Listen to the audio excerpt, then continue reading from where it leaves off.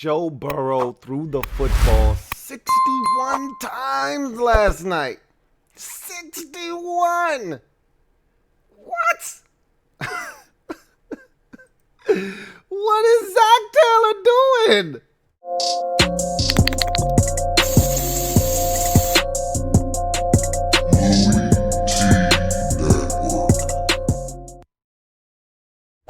Who else could it be? Me, Louie T. Welcome to the Louie T Network podcast, 90th. We're getting close to 100 here, all right? We about to turn 100 here shortly. Episode of the Louie T Network podcast. I thank you guys for joining me on this Friday edition. You know what that means. We're going to get to those week 2 money picks of the week later on in the show. Before we do that, we got to get to those Thursday night leftovers, man. Whether you're going to the microwave, as I like to do, or you're going to the fridge, as some of you like to do, we're going to take a look at those leftovers, man. And we'll clean up all the leftovers from last night's Browns victory over the Bengals 35-30. So we'll talk a little bit about that game, put a nice bow on that, and we'll start to look forward to Sunday and Monday's action. But before we even do that, I've got some things that I want to talk about. And you know what? Let's just jump into the gym dropping session, shall we? Let me drop this gem on your melon. Open your mind, let your conscience be free. You're now rolling with your man, Louie T double E. Let me open you up. Get you thinking a little bit. Now, I probably don't need to say this, and it's early, you know. I hate giving out credit earlier than it's deserved, and you probably shouldn't give people credit for the things they're supposed to do, but I didn't know how this NFL thing was going to turn out. And look, we've got a long season to go. The flu season hasn't really hit yet. So there are a lot of things that could transpire that could turn this season upside down. And everything that I'm saying here could become irrelevant and really not pertinent. But I want to give a massive kudos to the players right now. And I didn't know if they had the discipline in them, the self-discipline in them to do the things necessary to keep them and their teammates and their staff members safe. I didn't. I really didn't think that a lot of these guys had the self-control necessary, the self-discipline necessary to go to practice, go home, and do it all over again the next day. You know, now, again, it's early in the season. We're only 1 week in. And so I shouldn't start handing out congratulations to these guys. And they're grown-ass men. All right, a lot of these guys have families. And I told you a while back when we talked about this, like 2.5 weeks ago or whatever it was. I said, look, I'm not worried about the guys that are married. Even if they're only 25 years old, if they're married or they got kids at home, those aren't the guys I'm worried about. It's the guys that are single. It's the guys that are bachelors. It's the guys that want to live that athlete nightlife. Those are the guys that I was worried about because nobody's invincible from COVID-19. You know, a lot of these guys think they are. Like The Rock thought he was invincible and him and his whole family got the shit. So, you know, no one's immune to this thing. If you're not taking the necessary steps and precautionary measures, you can get got. And I just figured we're going to see some guys be reckless out here, you know, get a big win on a Sunday. And that could very well take place. Like, again, we're only 1 week in, but, you know, the NFL Network's Tom Pelissero had a tweet yesterday saying that the test results came back for the two teams that started off the season last week in the Chiefs and the Texans. Every single test came back negative for those two teams. So that was a massive step in the right direction for this league and for what these guys have been doing and all the work that they've been putting in. You know, hearing the crazy stories about training camp, like the Seattle cornerback, the rookie that tried to sneak a female into the team hotel. Like, I thought there were going to be some really reckless behavior going on, you know, and that guys were going to put players and coaches and games at risk. And we just haven't seen that. You know, these guys want to play. And yes, they're getting paid a lot of money to do this, right? I understand that. This is their job. I understand all of that.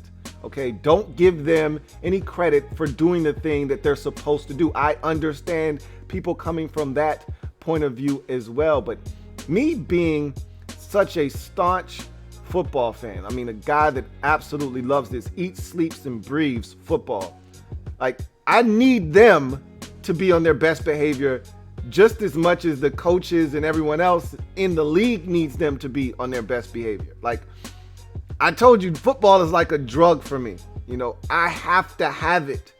You know, my life is not the same if when September rolls around, I'm not getting NFL football.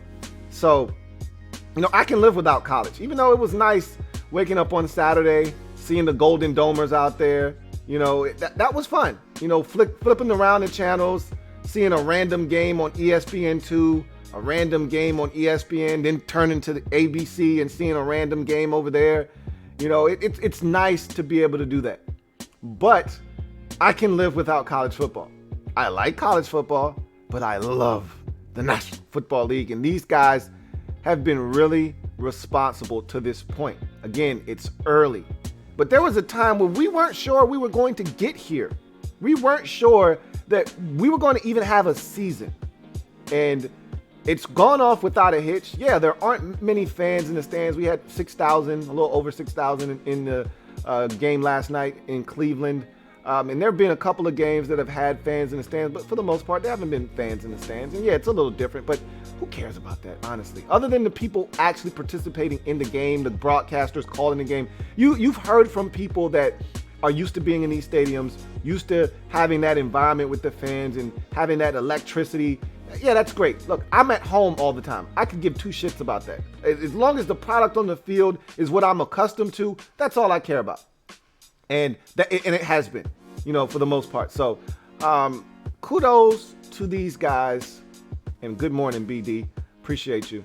Kudos to these guys for being able to be disciplined enough. And, you know, there are certain teams that have to be. That's not optional. Like in the case of the Washington football team, like they can't afford to be negligent with their behavior and engaging in risky behavior outside of the facility. Why? Because their head coach has cancer. Like they can't afford to jeopardize not only everyone else's livelihood and their own, but also their coach's life. So it's a little bit more so of an emphasis being put on, hey, you guys have to make sure you take care of your business outside of these walls, not just inside of it, especially for the Washington football team. But I'm shocked that we haven't had, you know, a small outbreak for a team, or you haven't had, you know, positive tests. We haven't had a single positive test really, you know, since the season has started. And we're going to hear more about these test results coming back here in the next coming days. And if it's a bunch of negatives, I mean, I'm floored at this point. And again, this could all change in 2 or 3 weeks, you know, but just getting us off the ground floor, you know, just getting this season off without a hitch.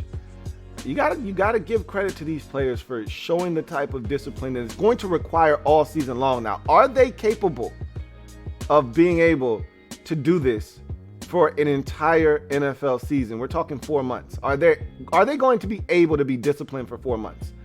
That's another question for another day.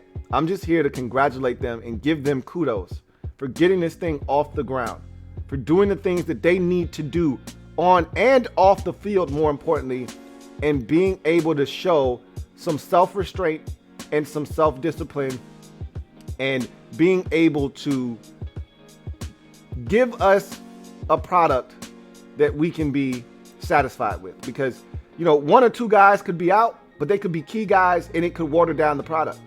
And so kudos to the players. Again, I get it. They're doing what they're supposed to do and they're getting paid a ton of money to do it. But they don't have any obligation to us. They don't. They're going to get their money, whatever happens, they're still getting paid. Okay?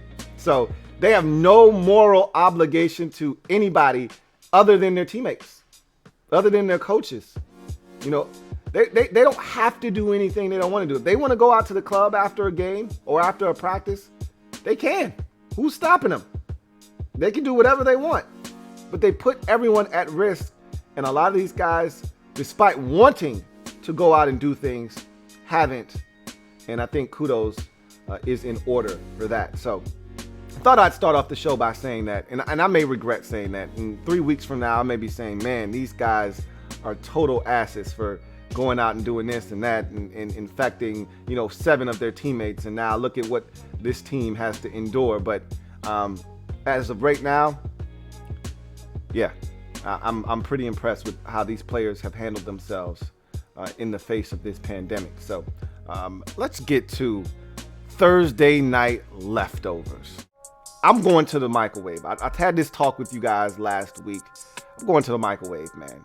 I don't put my leftovers in the fridge because I expect to eat them the next day. So I'm going to gobble up. Look, we just had Thursday night football. I'm going to the microwave and I'm going to gobble up the remainder of this football game. We talked about so many things last night on Thursday night football overtime as the Browns outlasted the Bengals 35-30 in an AFC North family business affair. But there are a lot of things that we took away from the football game. Again, it's only week 2, so you don't want to run crazy with what we saw last night. But there were a lot of interesting takeaways, and I want to talk about some of them and kind of put those away as we devour some of these leftovers from last night's football game. And last night was much more entertaining than week 1's Thursday night football game. So I don't know about you. Were you not entertained? I was. I enjoyed the game. And I knew Joe Burrow wasn't going to disappoint. And I felt like Baker Mayfield was going to come out. Some of his best performances have been, ironically, on Thursday night football. I remember him coming in when Tyrod got hurt in his rookie season against the Jets when the Browns hadn't won in like 19 or 20, 22 games or whatever it was. Remember they had gone 0-16 and then they had lost some games the prior season before that in a row. And then they had lost the first 2 games of that season also. So they were on this ridiculous loser streak, like 27 in straight games or something crazy like that. They hadn't won. Baker comes in, plays outstanding, and they win the game. So he's been really good on Thursday night at home for the Browns, and he was again last night. So I want to start, though, however, with his counterpart in this game and the guy that he was going against, and that was Joe Burrow. He was outstanding, and it was funny because as we were doing the show last night, a lot of people in the comment section were saying, what are you guys doing? You're crowning this guy after one game, because we were all praising him, lauding him. You heard them. And I don't give a shit about what LeBron James thinks. I don't. They didn't need to read that tweet. And what was so funny was I'm watching the game with my girl, and who's doing the sideline reporting? I can't remember who it was. Oh man. But she talks about LeBron tweeting about Joe Burrow and saying, first of all, LeBron's an Ohio State Buckeyes fan. Joe Burrow went to Ohio State at one point. So there are ties there, but it doesn't matter. He went to LSU, he balled. Everybody saw that. If you watch football, you know what this guy did last year, and now he's coming into the league and having an impact in his rookie season. And so LeBron's talking about this guy's got it. He's going to be elite, this, that, and the third. And Joe Buck goes, hey, LeBron. And my girl's like, why is he over there sounding like a fan? Tell him to shut up. So she wasn't a big fan of that. And I'm like, I don't give a shit what LeBron thinks, and I'm not one of those shut up and dribble guys. I don't care, but LeBron's right. LeBron is absolutely spot on here. Joe's got it, and I've been saying that since he was drafted. I'm like, the Bengals have gotten themselves a dude here in Joe Burrow. He's going to be a hell of a football player, and you're seeing that. And I think we got a real good glimpse of that. Now, 61 pass attempts. Wait a minute. When is that ever okay? First year, 11th year, when is 61 pass attempts ever okay? That just doesn't make sense to me. Now, again, we talked about this last night, and we'll get to Zach Taylor, so I don't really want to elaborate too much on it right now. I really want to focus on Joe Burrow. He did throw it 61 times last night, though. That's insane, okay? Especially for a rookie. What was crazy was this was the most passing attempts for a rookie in their rookie campaign since you would have never guessed this name. And this is a great name, Chris Winky Dinky Doo. Chris Winky. Remember, this guy, I want to say he was a Heisman Trophy winner at Florida State back when Bobby Bowden was racking up all the wins for the Seminoles. And he came into the league and he was just awful, was Chris Weinke for the Carolina Panthers. But it's another conversation for another day. Anyhow, Joe Burrow looked the part last night. And again, I talked about his poise and moxie from week 1 because he got his brains bashed in for 3.5 quarters and then took his team and then proceeded to take his team down the field when the game was on the line and it mattered most in a 16-14 game, or excuse me, a 16-13 game, and gave his team a chance to win threw a perfect ball to AJ Green, who pushed off to get open, and they flagged him for OPI, and they should have. It was obviously OPI. And then, okay, well, so we're not going to win the game in regulation. Let's go to overtime and see what happens.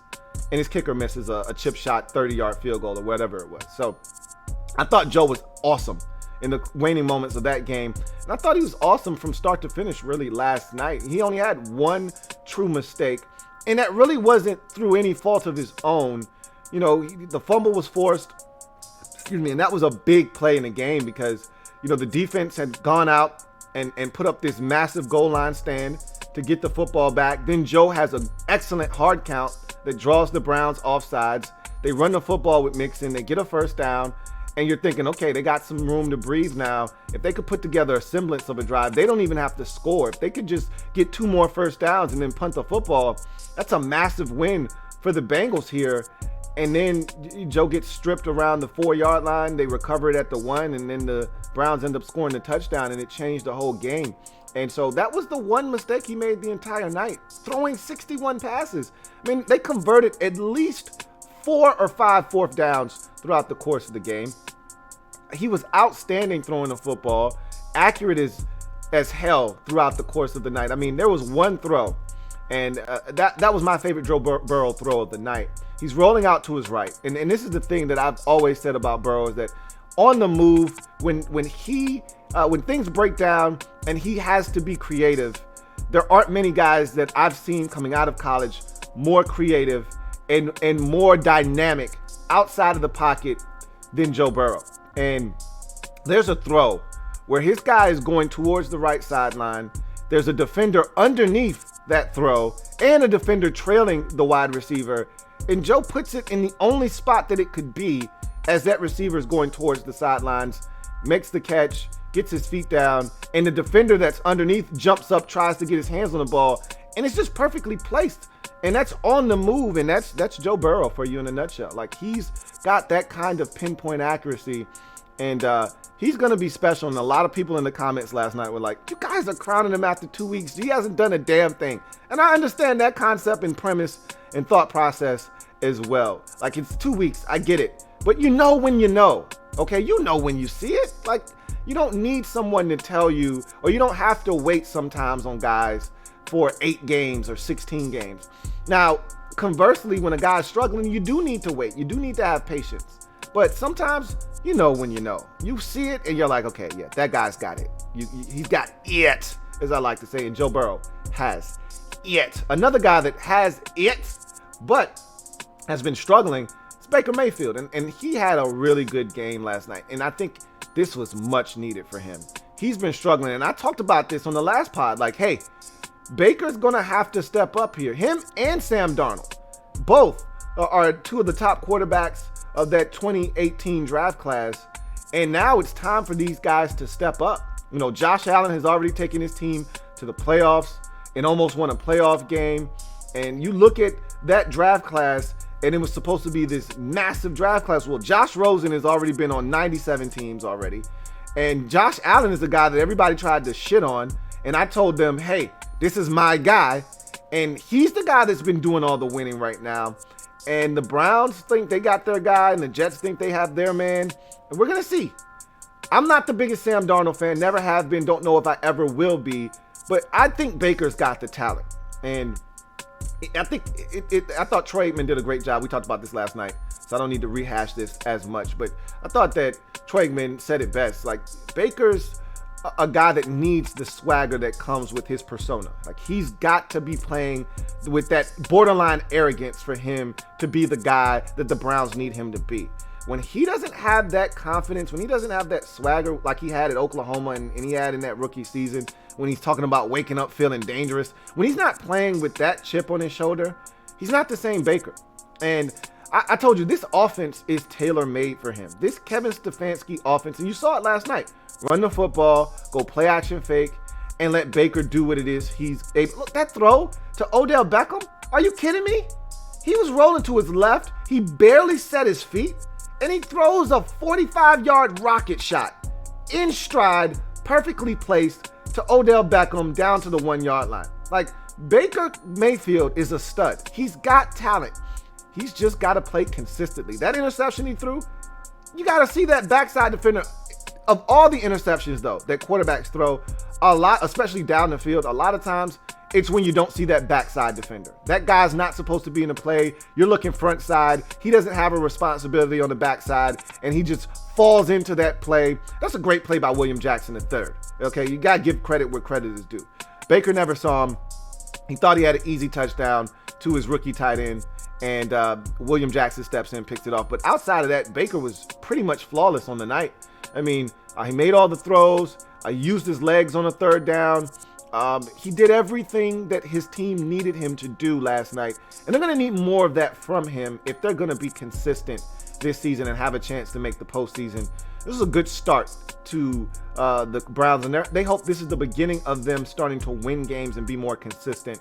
But they needed to get this one at home, and Baker was a huge catalyst for the win, along with those running backs. I've talked about those running backs multiple times about how they've got maybe the best tandem of running backs in the league. And that was apparent in week 1. Even though they got shellacked 38-6 by the Ravens, the running backs were really good in that game. And I said, man, they've got to lean on these running backs. That might be the strongest part of their team at this moment. You saw it again tonight. Those guys rushed for a combined 215 yards and 3 touchdowns. They were huge in the win last night. But let's get to Zac Taylor, man, the head coach of the Bengals. And I thought it was an interesting conversation we had last night about Zac Taylor. Is he the right man for the job? And, you know, I haven't given it much thought because I never thought he was qualified for the job in the first place. I thought he was just, because of the trend, and we talk about this all the time, the NFL is a copycat league. Everybody's looking for the next big thing. And, you know, once upon a time, it was cool to go get the hot coordinator, the young guy. When Mike Tomlin got the job, that was in vogue then. You know, that's where you see Raheem Morris and all these guys getting jobs, the young defensive coordinator, because Tomlin had so much success. So everybody was looking for the next Mike Tomlin. And then that kind of went away. And then you saw Sean McVay have the success. And then you saw Matt Nagy have the success. And then, you know, so everyone was now looking for the next big thing, next young, up-and-coming offensive mind. And so you saw teams around the league looking for the next Sean McVay. And so everybody was looking for that guy. And I thought the Bengals kind of got caught up in that. I thought the Browns got caught up in it as well. Even though Freddie Kitchens wasn't young, he was inexperienced. And they thought, well, hey, he had, you know, some great moments with Baker. They have a great rapport. Let's give him the job instead of Greg Williams. I thought that was a mistake. But in the case of Zac Taylor, I just thought it felt like he got skipped from the 9th grade all the way to the 12th grade, and he wasn't ready. Like, he skipped steps. And I'm a big, firm believer on you can't skip steps. He's not like, and that's why I had belief in Cliff Kingsbury. And I get college and the NFL are two different entities, but he was still a head coach, was Cliff Kingsbury. And I get it. It's a massive difference between coaching 18 through 21-year-olds versus coaching, you know, grown men. But at the same time, you're still the leader of men. You're still coaching a full entire team, and you have the temperament of that team, and you have the temperature of the team, and you're managing the game as it wears on, when you should call timeouts, when you should do this, when you should do that, when should you go for it on 4th down. These are all decisions that you're making because you've already done it as a head coach before, even if it's at the collegiate ranks. And so I felt Cliff Kingsbury was going to come in, and I know what he was capable of, and so I thought he was going to be successful. So I didn't have a problem with Arizona hiring Cliff Kingsbury. But I did have a problem with Cincinnati hiring Zac Taylor because I just didn't think he was ready, you know?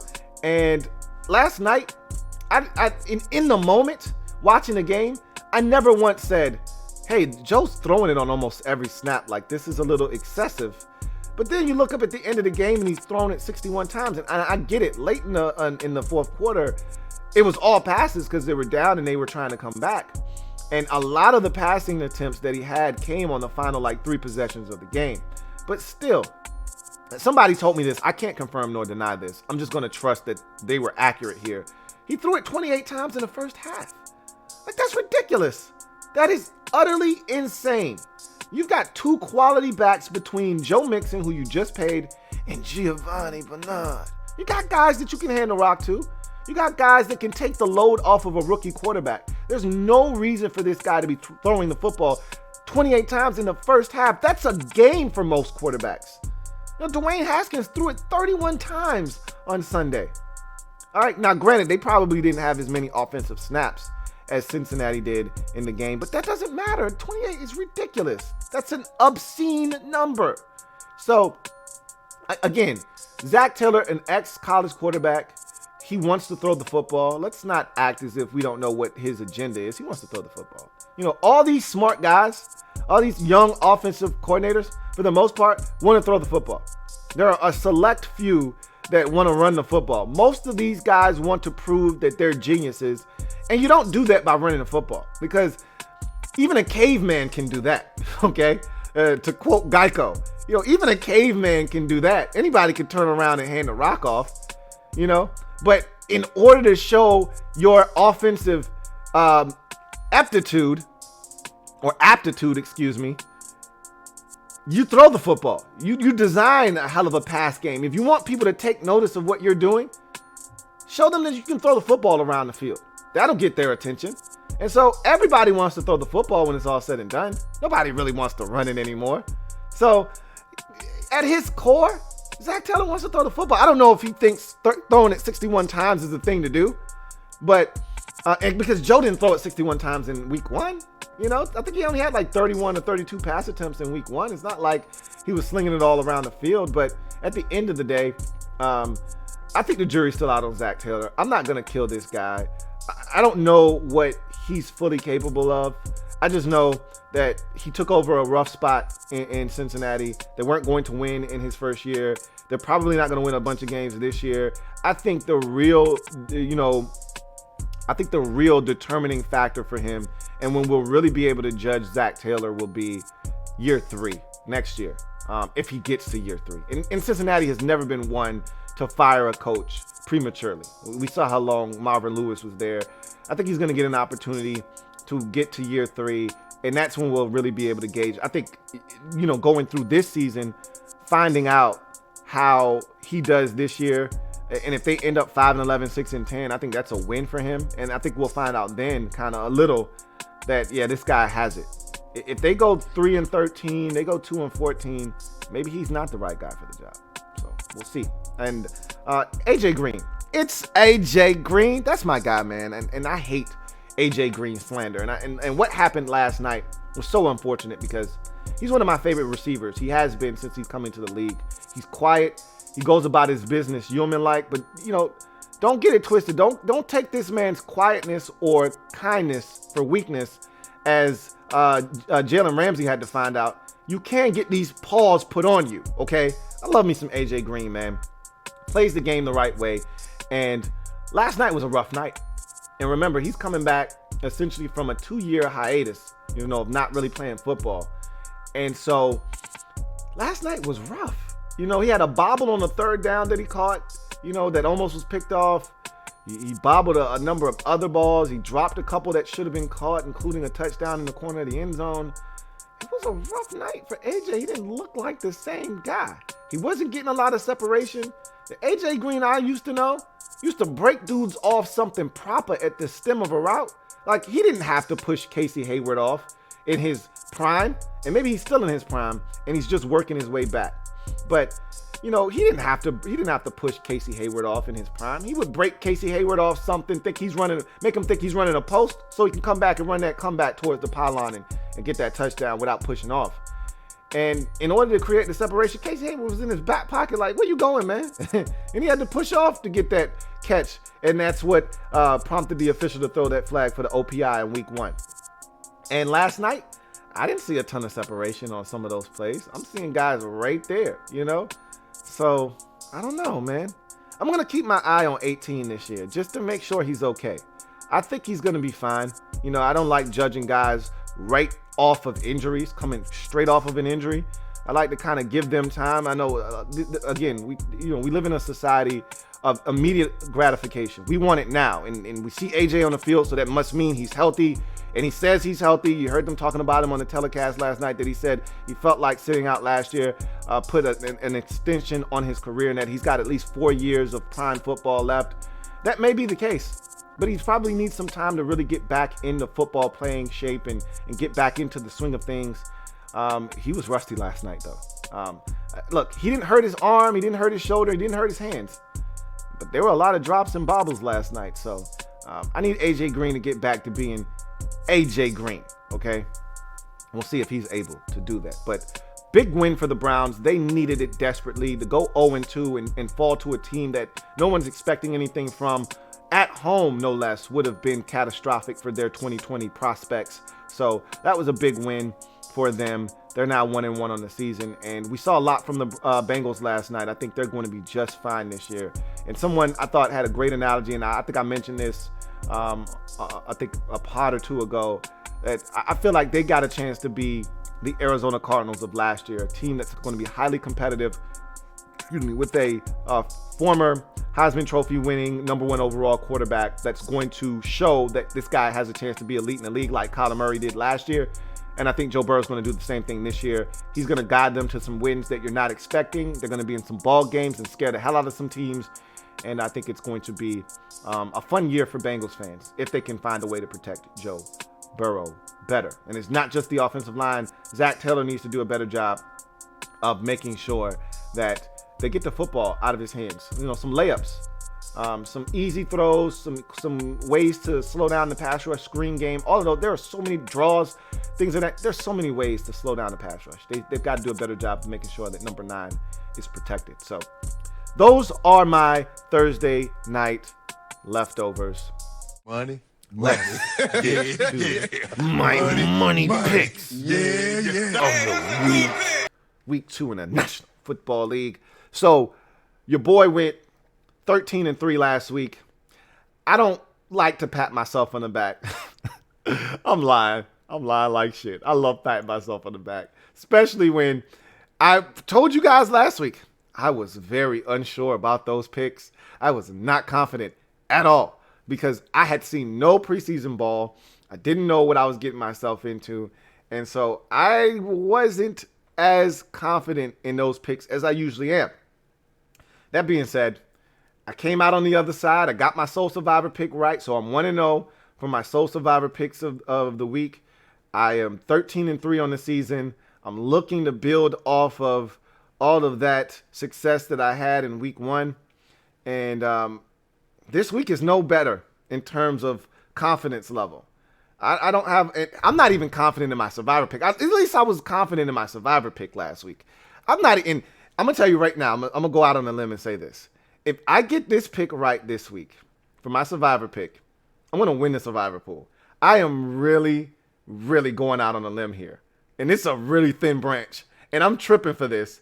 And the team I wanted to pick, get this, I picked them last week in the Survivor pool. And I did not have the foresight to understand that, dude, there are no layups in week 2. So you probably should save the Steelers for week 2 because that's the one team that I feel like is going to win confidently, like 100% confident the Steelers are going to win this week. I don't have any other team on my list of winners this week that I am 100% confident in.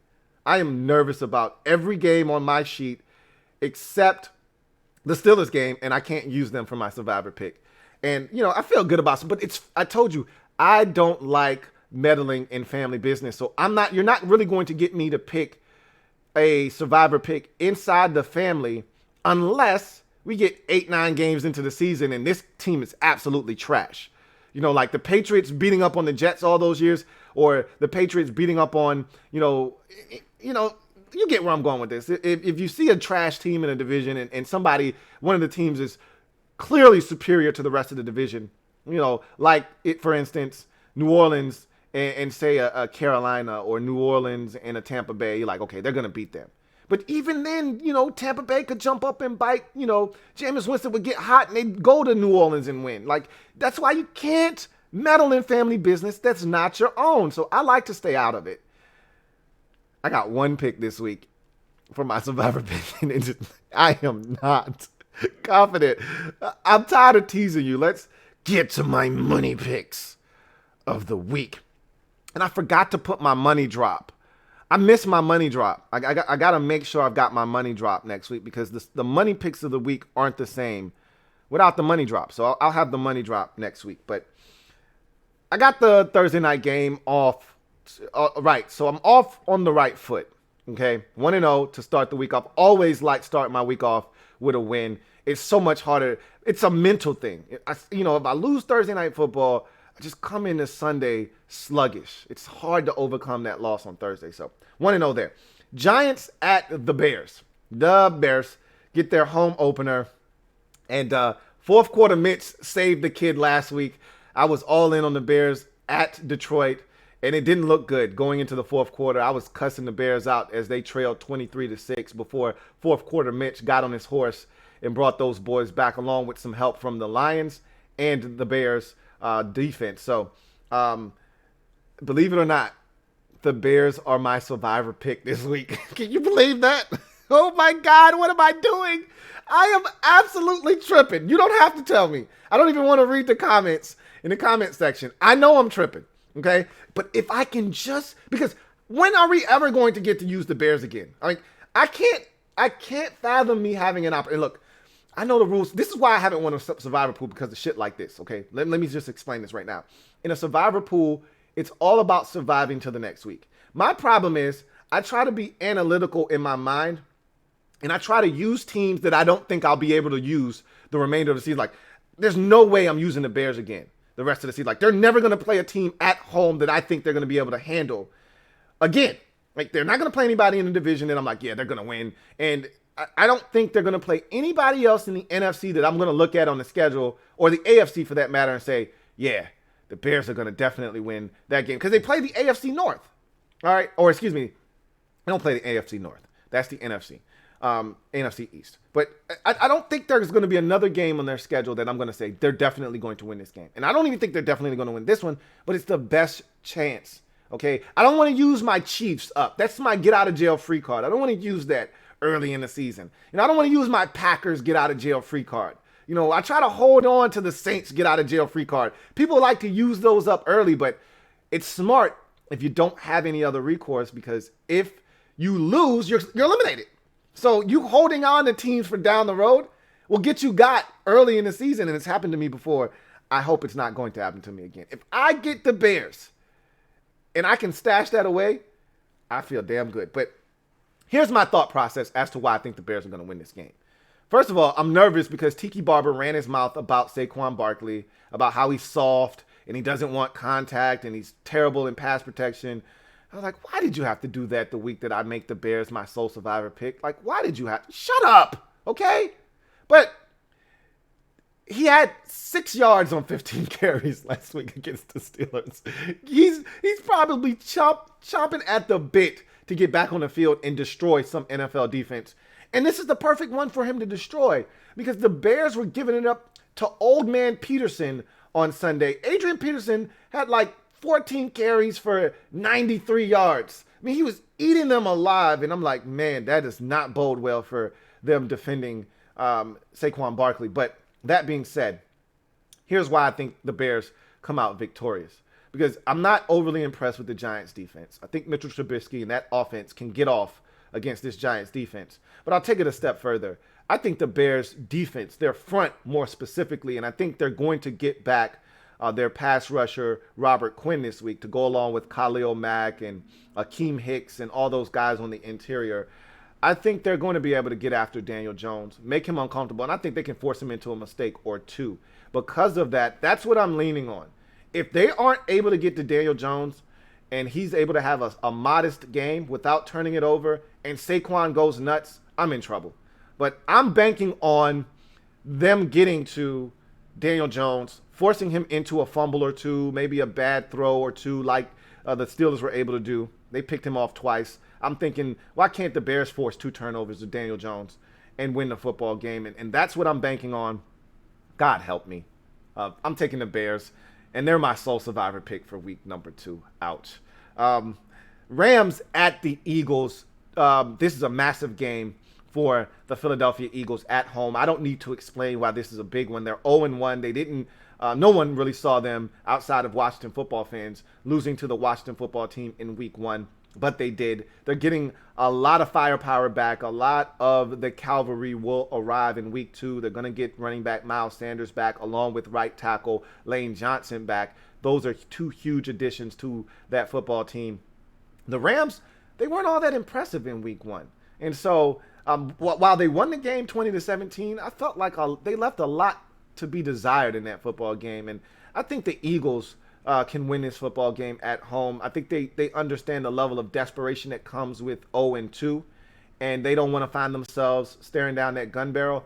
And so I just think the Eagles go home and find a way to win. I'll take the Eagles at the crib to get it done over the Los Angeles Rams.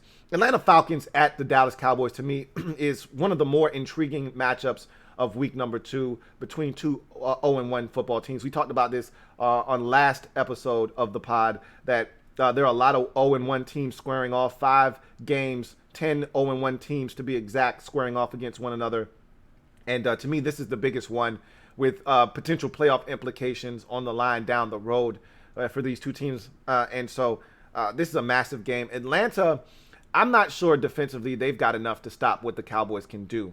And I know what the Cowboys did last week wasn't all that impressive, but they're not dealing with Aaron Donald this week. And just to go back to the Eagles game, getting Lane Johnson back is huge, but they could be in trouble on the interior if they don't find a way to block Aaron Donald. And they may have to triple team him. If what happened last week is any indication of what's to come, they struggled on the interior of their offensive line last week against Washington.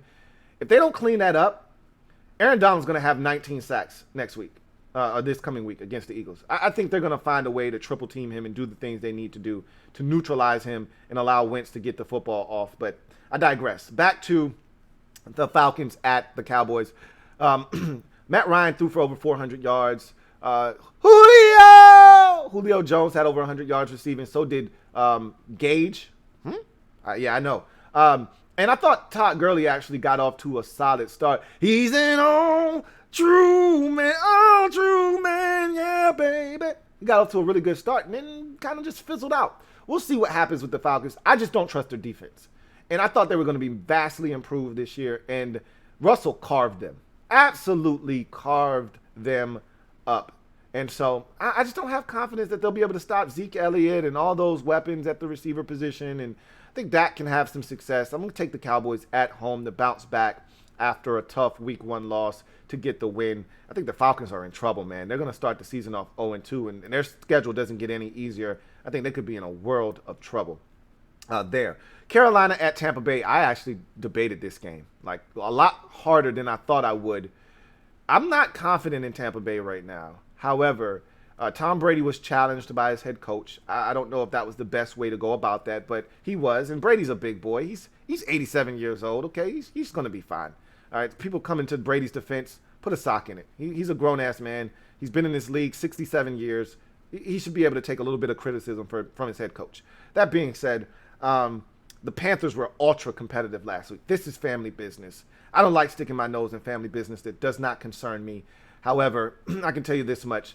The Panthers are not afraid of the Buccaneers. They're going to compete. And from what I saw last week, they're going to be in this ball game. I just think that the Buccaneers are the superior team. And I talked about Carolina before the season started and how they're going to be in ball games. They're just going to find ways to lose because they're young. And that's what happens to young football teams with young head coaches. I think the same thing is going to happen to them this week that happened last week. They're going to be in that game. They're going to compete. They're going to have a chance to win late. But the Buccaneers are going to find a way to win. I'll take Tampa Bay at home to dispose of the Carolina Panthers and get off the schneid. San Francisco 49ers at the Jets. I'm not going to lie to you. I thought about this game too. All right. I had to skip it and come back to it because For a second, I wanted to make this my survivor pick. I don't like picking road teams as my survivor pick. I did it last week because I knew the Steelers could take care of the Giants. I felt like I needed to use my San Francisco 49er get out of jail free card because I don't even know if the 49ers are going to be good this year. So while I'm thinking I should be able to keep that one in my back pocket and use it when necessary, who knows? I told you I don't think the 49ers are going to be as good as they were last year. They're now the hunted instead of the hunter. But I said they should be able to beat the Jets, right? Right?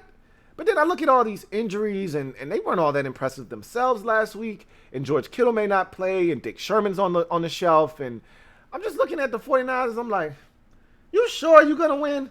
They're like, yeah, it's the Jets. We're fine. It's Sam Darnold. He's seeing ghosts. We're fine. And I'm like, you're probably right. Not confident enough to make you my survivor pick. If you were at home, maybe I would, but I'm going to pick you. I think the Jets stink. I mean, you know how I feel about the Jets. I think they stink. I'm not a Sam Darnold fan. I'm not an Adam Gase fan. Le'Veon Bell's out. That might actually be a good thing for them. I don't know. They can't be better without Le'Veon Bell. All right, so I just think the Jets stink. And that's enough for me to pick San Francisco, even though I'm not 100% confident in the 49ers. They should win the game. They can't fall to 0-2. If you lose to the Jets, and I said this last week, if you lose to the Jets, you're not serious about being a good team this year. The Jets are going to beat some teams. But if you're serious about winning 11, 12 games this year, you can't lose to the Jets. It's just not allowed. So give me San Francisco on the road. Denver at Pittsburgh. I've already made my position known on this game. This was the one I wanted to pick as my survivor pick, but I used the Steelers as my survivor pick last week. So can't do it again. They're at home. I think Ben shook off some of the rust that we saw last week in week 1 versus the Giants. I think he's a lot more comfortable with his receivers and just being out on the field and seeing guys coming at him and not tensing up. I think Ben's a lot better this week than he was last week, and he actually played pretty well last week after the slow start. Denver, they've got talent, but last week they showed me they're really young, man. They're a super young team. They're the youngest team in the league for a reason. They're going to make a bunch of mistakes. Jerry Jeudy had some drops, and Drew Lock is just throwing footballs up. Guys are covered down the field 40 yards, and he's taking shots like he's still at Missouri. They may get Cortland Sutton back this week.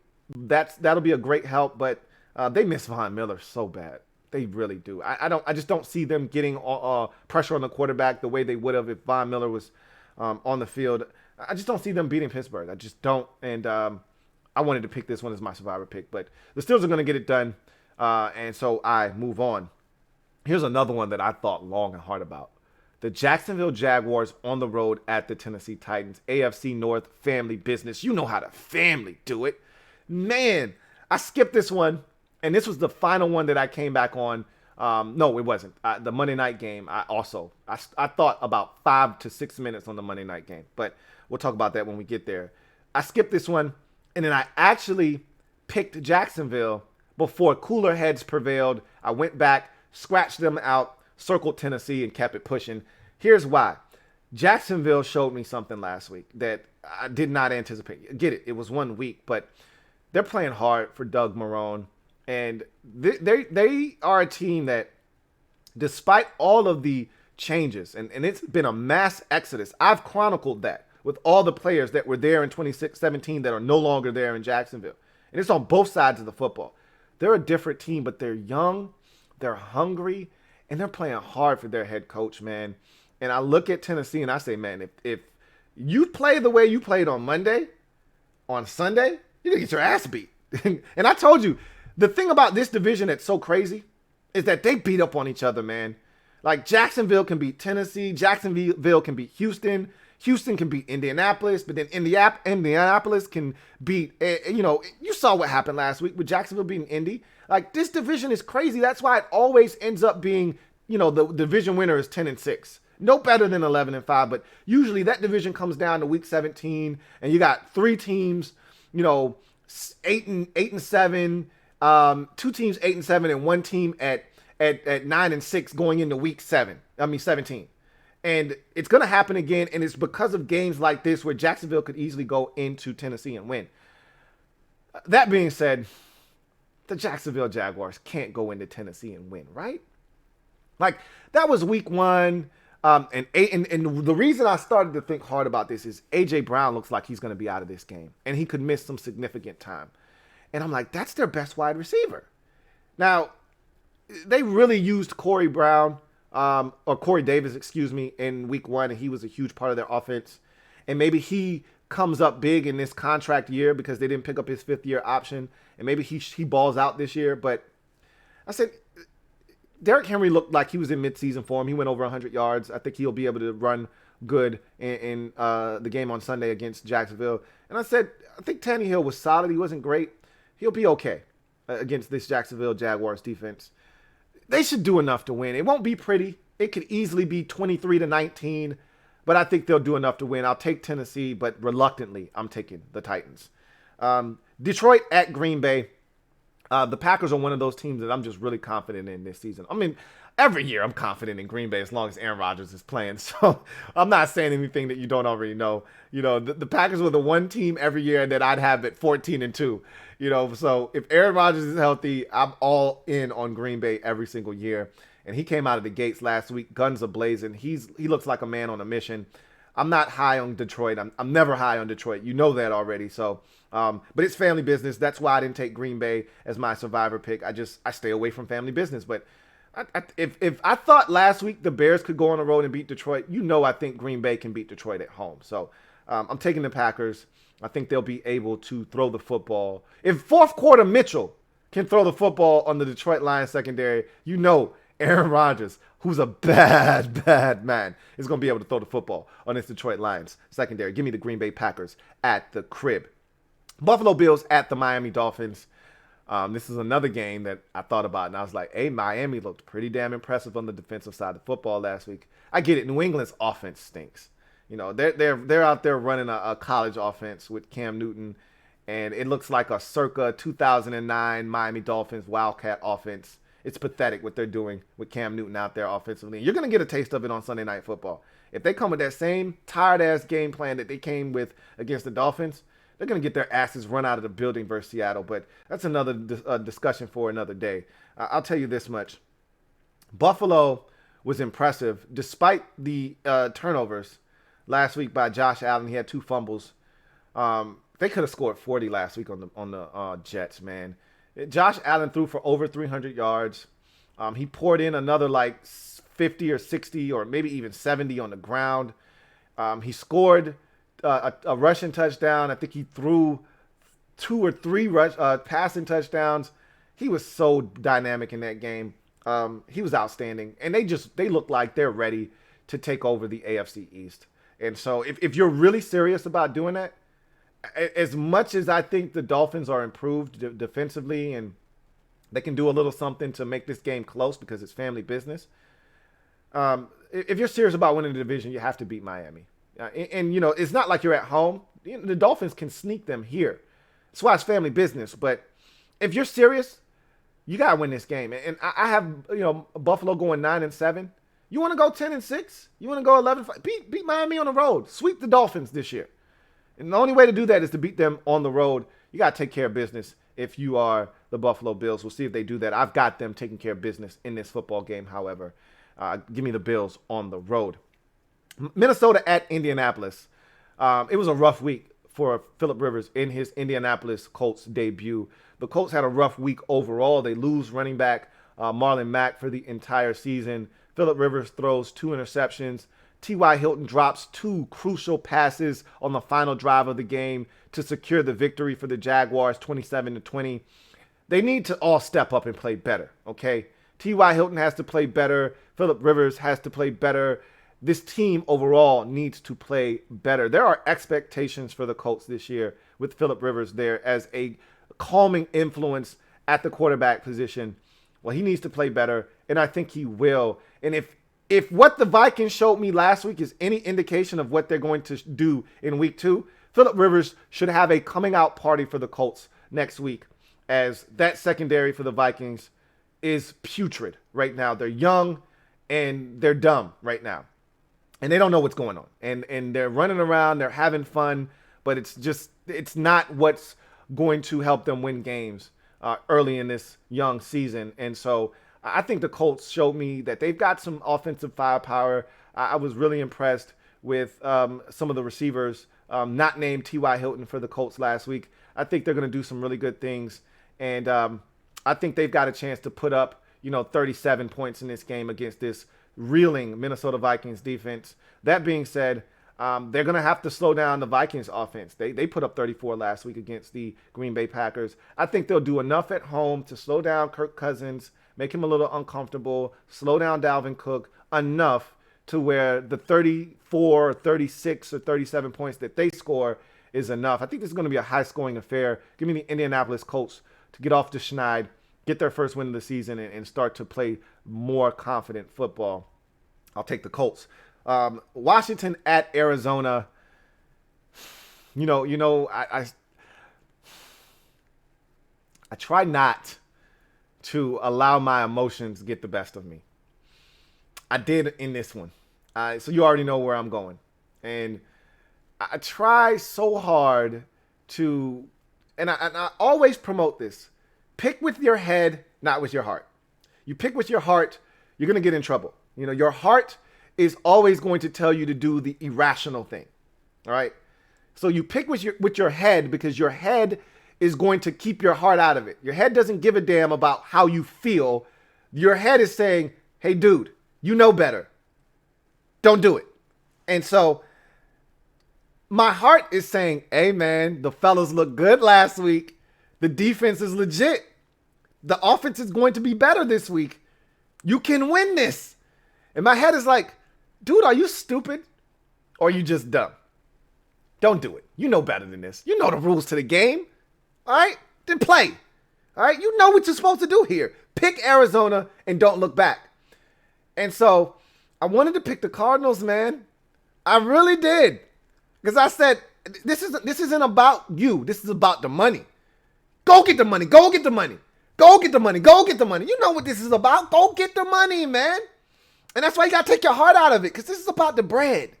It's about your money, man. Can't mess up the money, man. Worrying about feelings and emotions and stuff. But first of all, I hate rooting against my team. And I would never root against my team. Unless you're trying to get Chase Young in the draft, then you got some other circumstances working at hand. But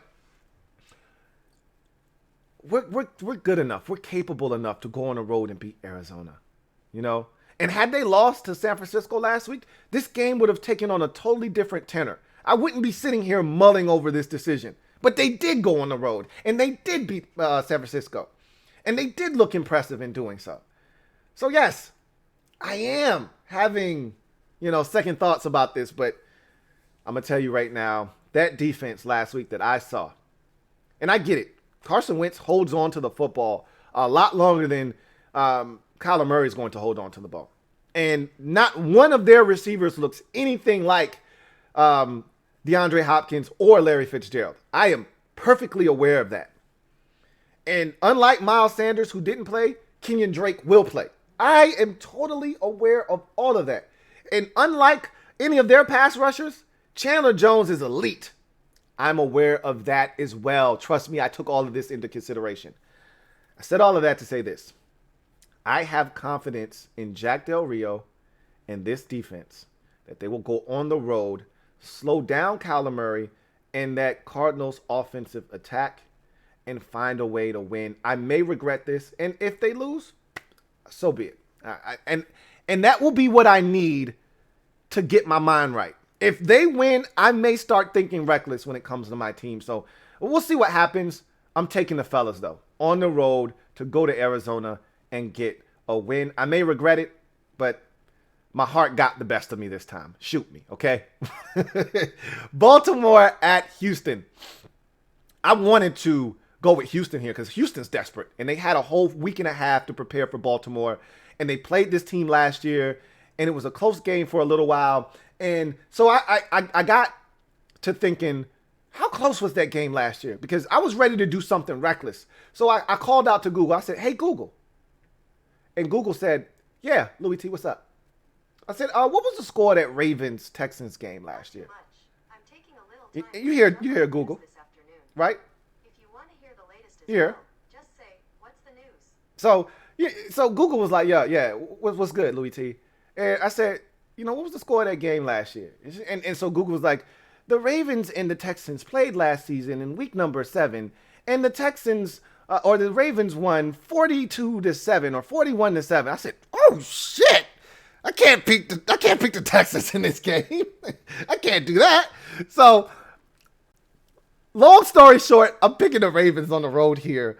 I thought Houston might have a shot in this game. No, they don't. It could get ugly for them in this game.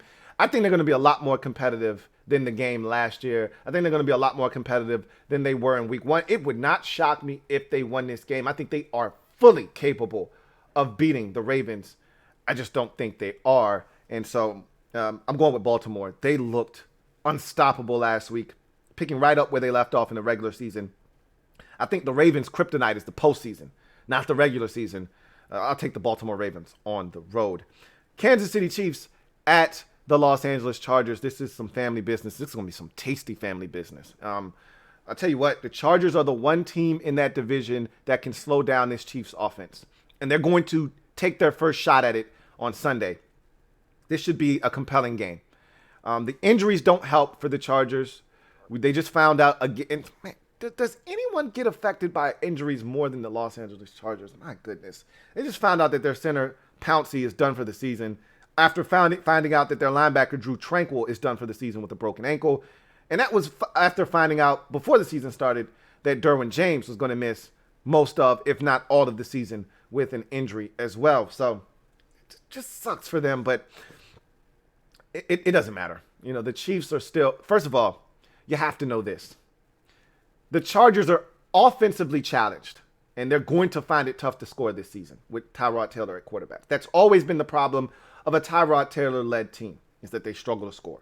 So watching them against Cincinnati, we saw Baker Mayfield and company put up 35 with ease, relative ease, on the Bengals last night. And these guys struggled to put together 16. So what I'm telling you is, if you think you're going to beat the Chiefs scoring 16 points, you need to wash your face and get your mind right, all right? Get the coal out your eyes, all right? Throw some hard, cold water on your face. Not that soft water that you get from your faucet that you use water softener on. You need that hard water that got your face nice and crusty when it dry up. And wash your face with that if you think that 16 is going to beat these boys on any given day. So, as much as I think this is going to be a competitive game and the Chargers will actually have a chance, they're not going to score 16 and be able to win. And because of that, I got to go with the Kansas City Chiefs in this ball game. We get to Sunday Night Football. Sunday Night Football, Patriots at the Seahawks. I told you, I'm not impressed with the Patriots. Everybody was jocking the Patriots after their week 1 win. Oh my God, look at the way they adjusted to Cam Newton, and they're using him as a runner, and this offense has camouflaged themselves yet again. What a job by Belichick and McDaniels, and they've really got a team that's going to be competitive every week, and that may be the case. But I'm just telling you right now, nobody's afraid of your 3 yards and a cloud of dust offense, okay? If that's what you're going to do and we know the Patriots are the best at being chameleons.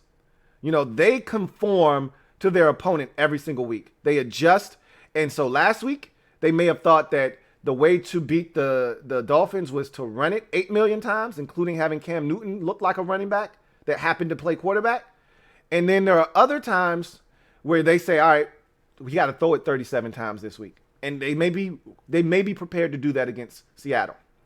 I highly doubt that. I think what we saw last week is what they're going to be this season, all season, because they feel like that's what they have to be with Cam Newton. And I already told you, I think they're going to Bill Withers Cam Newton this year. They're going to keep on using Cam until they use him up. I think they're going to use his ass up because he's on a 1-year deal. They're going to run his ass into the ground.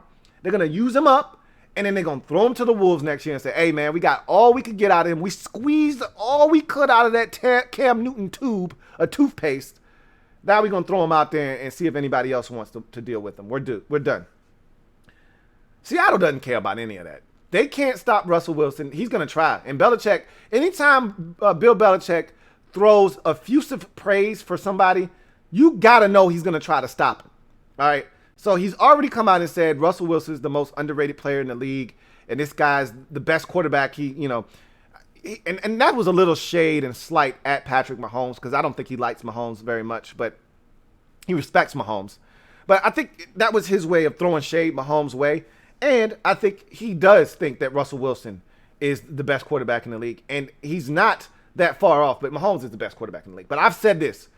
It's Mahomes and Wilson 1 and 2. And so I think Wilson's going to carve up that Patriots defense. And maybe they stick Stephon Gilmore on DK Metcalf. And that's totally fine. And maybe they put Jackson on Tyler Lockett. And that will be a fun matchup. But they have enough weaponry, I believe, to be able to move the football, to be able to have some success, and to be able to score enough points to beat the Patriots at home on primetime television, even though there won't be fans in the stands. I've long said that I'll never go against Seattle on a primetime stage at home. It's just not the smart thing to do. And I get the fans are a huge part of the reason why I feel that way, and they're not going to be there. Still taking Seattle on a primetime stage at the crib. Give me Seattle. And finally, it's Monday Night Football. And this is the game that I struggled with the most. Raiders hosting the Saints. Raiders are opening up their new stadium in Vegas for the very first time. So you know there's going to be some adrenaline. Again, no fans there makes it a little different, but still, brand new stadium. As we saw with the Rams, hard to beat a team in their brand new stadium. You know, a couple of years ago, the Vikings unveiled their new stadium, US Bank, and the Packers came to town and they beat the Packers that night. Why? Because they got the juice from the new stadium. You know, when you open up a new stadium, it's tough to get got that night. And so the Raiders are in a great spot here. They come off of a week 1 win. They're riding high. They're playing confident ball. And New Orleans shows up to town, and they showing up potentially a little light. Now, I woke up to a tweet this morning from Adam Schefter that said Michael Thomas felt really good at practice on Thursday. I don't know what that means. He felt fantastic was the exact words. I don't know what that means. Okay. And then Schefter proceeded to say, Thomas has been known to be a fast healer. I don't give a shit how fast you heal. High ankle sprains don't give a damn about your tolerance for pain. All right. Saquon Barkley said the same thing last year, and that high ankle sprain kicked his ass last season. So I don't give a damn how fast you think you heal. High ankle sprains aren't to be messed with. Okay. And if anyone out there has had a high ankle sprain before, you know that dumb bastards don't play. All right. They don't give a damn what your name is, what your tolerance for pain is. They don't care. High ankle sprains are not to be tampered with. So I just don't see any way that this guy plays on Monday, but he may. Even if he does, he's not going to be 100%. So they're vulnerable because he's by far and away their best receiver. And so I'm thinking, first of all, they didn't look good on offense in week 1, did New Orleans. I was more disappointed in their offensive output than I was the Buccaneers' offensive output because you expect the Buccaneers to struggle. New offensive situation with Tom Brady coming in, bunch of moving parts. You knew with no offseason, even though he had those guys out there working together, it was going to be different. Maybe a little bit of a struggle, and it was.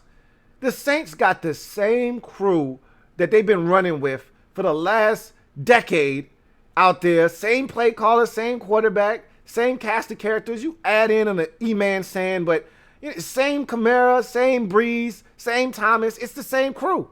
And they didn't look sharp at all.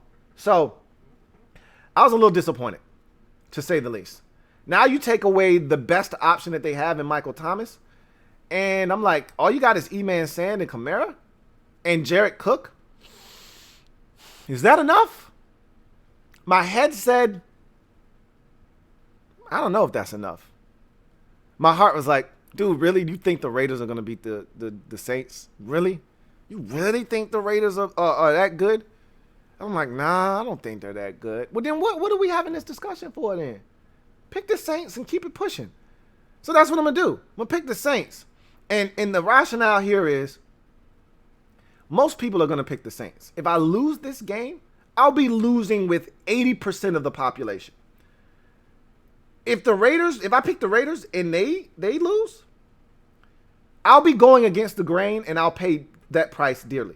Now, I don't mind paying that price when I'm convinced, when I've got an inkling that a team's going to win. I don't give a shit if 99% of the population picked the other team. If I think that team's going to win, I'm going to pick them.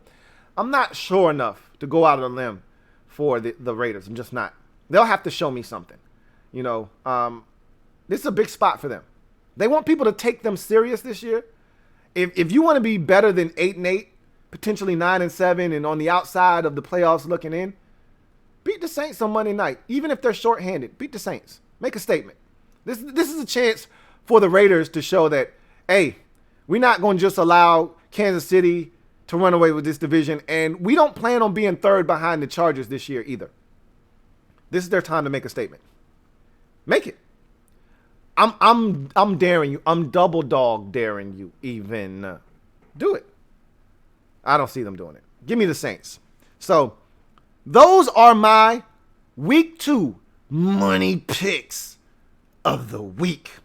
And with that being said, that is going to do it for the 90th installment of the Louie T Network podcast. I thank you guys for joining me.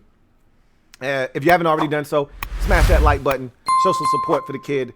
Also, hit the subscribe button if you haven't already done so. Greatly appreciate that. And turn on those notifications so you don't miss a thing. Man, just like I told you last week, I'm not super confident in these picks. But just like last week, I got 6 roadies. Those roadies, they did your boy well last week. So 6 roadies, 10 home teams. Good even split there. I like that. Sometimes 6 can be a little bit much on the road side, but I like these 6 roadies here, and I think those teams are gonna get it done for me. 13-3 was good.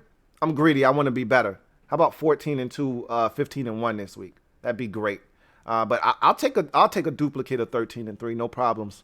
But it may be a little tougher this week than it was last week. We'll see. But I'm a little bit more confident in my picks this week than I was last.